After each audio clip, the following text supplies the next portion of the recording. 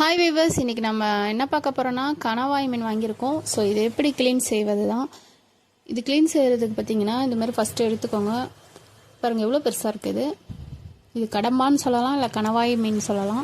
So இதில் உள்ளே இருக்க இந்த நீட் இதுவை எடுத்துடணும் ஃபஸ்ட்டு வாய்க்குள்ளேருந்து. அப்புறம் அதை எடுத்துட்டு இந்த மேல் தோள்கள்லாம் இருக்குல்ல, சிவப்பு கலரா கருப்பு கலரா அதெல்லாம் நீக்கிடுங்க.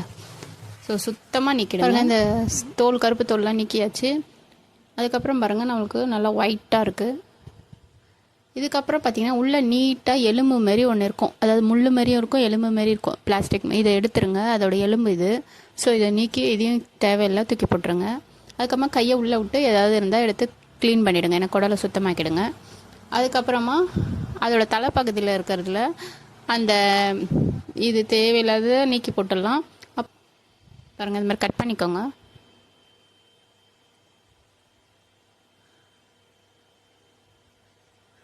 இதில் இந்த கண்ணு பதில் மை இருக்கும்னு சொல்லுவாங்க. இந்த மையை இப்படி அழுத்தி எடுத்துருங்க, கருப்பாக வரும். ஸோ அது அதுக்கு அவசர காலத்துக்கு அது யூஸ் பண்ணுறதுக்காக வச்சுருக்கு.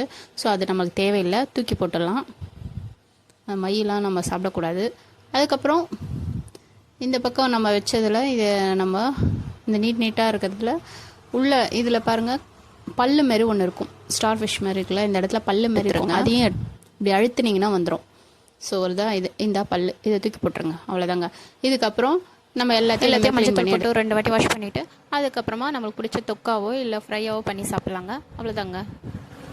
இந்த வீடியோ உங்களுக்கு யூஸ்ஃபுல்லாக இருந்தால் லைக் பண்ணுங்கள், ஷேர் பண்ணுங்கள், சப்ஸ்கிரைப் பண்ணுங்கள்.